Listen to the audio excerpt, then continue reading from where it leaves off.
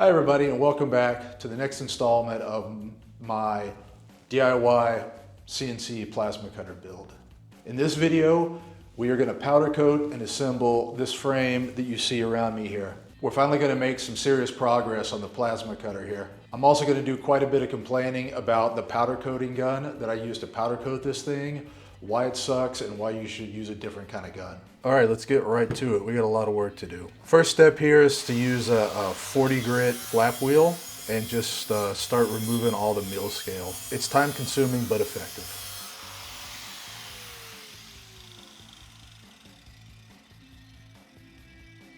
Then I hang all the parts from my powder coating rack. I'm gonna give it a quick wipe down with acetone. I'm using paper towel so I blow off any lint that may have stuck.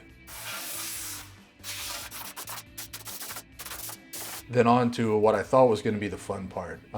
You can see me already struggling with this powder coating gun. What I'm trying to do is get the gun to lay down a nice consistent stream of powder, and it is not cooperating with me at all. I'm having to mess around with the airflow all the time because the amount of powder I'm getting out is super inconsistent based on the angle of the gun. So I'm basically just struggling with it here, doing the best I can to get a consistent layer.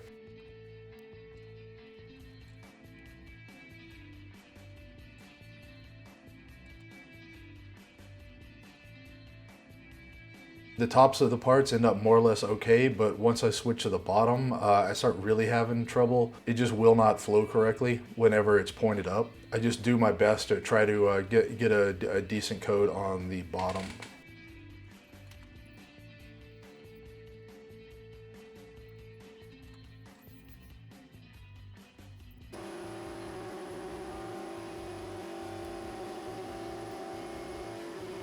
In the end, I do get decent coverage, but it's a bit chunky, unfortunately.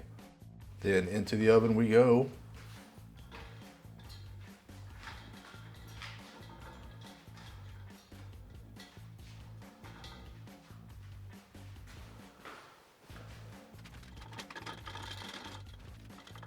Just trying to make sure I don't bang the parts on the side. Lock her down. And switch her on.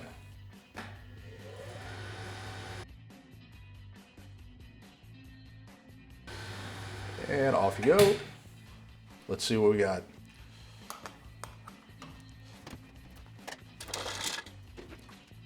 Now I'm going to give them a look, and yeah, for a first go with this setup, honestly, not too bad. And here we are with the frame all powder coated, ready to be assembled. I've got the parts here that we're gonna need to put it together. There's really not much to it. We have two sizes of bolts. The smaller one is for the gussets, and pretty much everything else is held together by these longer ones. These are button head screws with integrated washer. I just really like the look of these. I tend to use them on everything. And then we've got the basically simple nut also with the integrated serrated washer. A little cap to go on the nuts.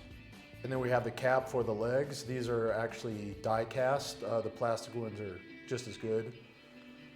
And the wheel. So that's about it for parts. Let's get to assembling this. The thing about this frame is its rigidity comes from the beams, the cross beams, and the legs all being bolted to each other. That makes it a bit hard to get started on putting this frame together because we have basically 3 dimensions that all have to be bolted down before it can stand on its own. So after some thinking, I decided that the easiest thing to do would be to simply lay the beams down and bolt the cross beam and the legs on with it all just kind of hanging in the air. Once those 3 pieces are bolted down, it'll be able to stand on its own, so we can move it to the floor and finish it up. So let's give it a try.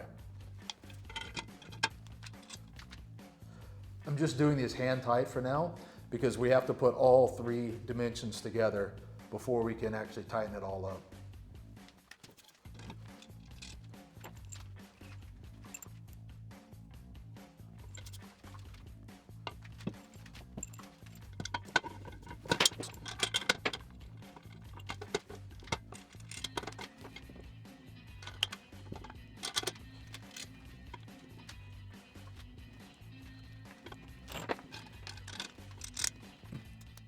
I want to give you a close-up look here at what I mean about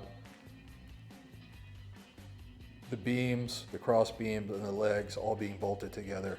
You can see that each piece of tubing here has 2 points of attachment. This piece of tubing here, the cross beam, is attached to the leg through this bolt and then attached to the main beam through this bolt. So we have 3 dimensions of attachment here, right? Going this way, and this way. It's done like this because this is about the simplest way that you can make a really rigid frame. This thing is quite rigid even before we add the gussets to it.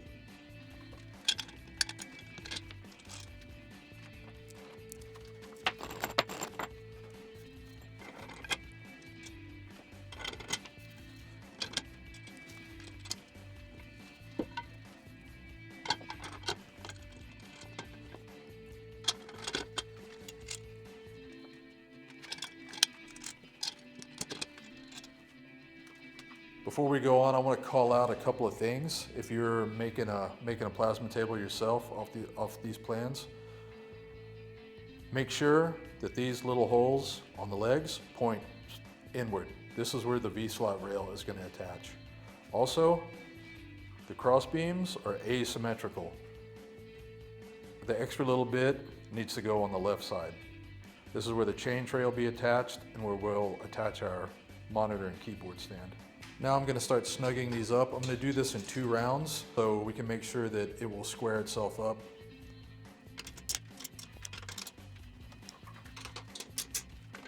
Not going super tight on this first round. We want to give it plenty of opportunity to square itself up. And starting in on round 2, going to make it quite snug now.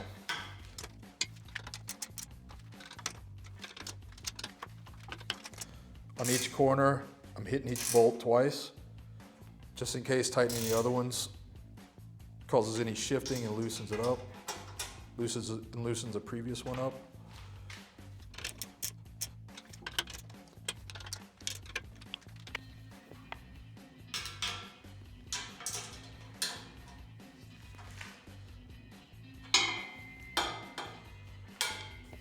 And boom, we got ourselves a frame. Now, here we are on the floor. Let's put these wheels on.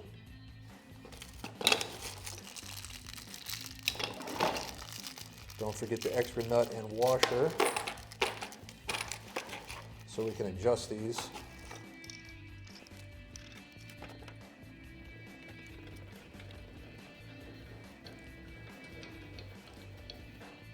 I'm now going to run around and do the other 3. I won't bore you with that.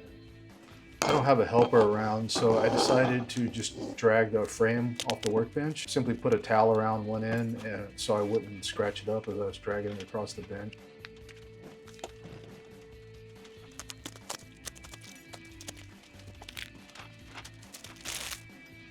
Now it's just a matter of putting the cross beams on.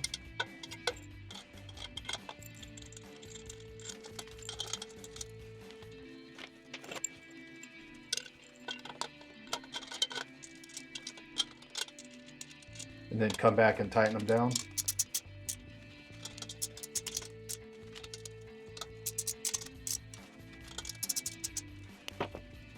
Now I'm going to do a quick sanity check here to make sure that the legs are square by measuring the distance between them. Even I was surprised by just how square they are. You can see from the measurement here that they're exactly the same.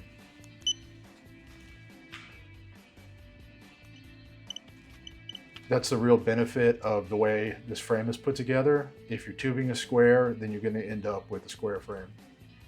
The observant among you will have noticed that there's a cross beam missing here in the middle.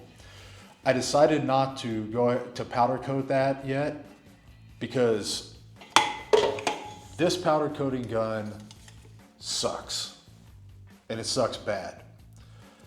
It is nearly impossible to lay down powder smoothly in any position other than this. Absolutely flat. Any sort of movement from this position and it either puts out almost no powder or it barfs powder all over the place.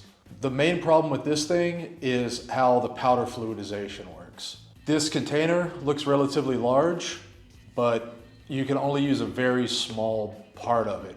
There's just one little nozzle in here that blows air into the powder and fluidizes it. So because it's on top here, the way the gun performs completely changes if you try to get under a part and move it up like this. There are newer guns that have proper powder containers that go on the bottom here. I think those would probably work a lot better. So if you're in the market for a cheap powder coating gun, do not get the one with the container on top. I've just ordered one that actually has a separate fluidizing container and a more of a professional style gun, you could say, that just has a hose and no hopper attached to it. I'm gonna wait on this last cross beam. I'm gonna do a video of me powder coating that one beam with the new gun when it comes in.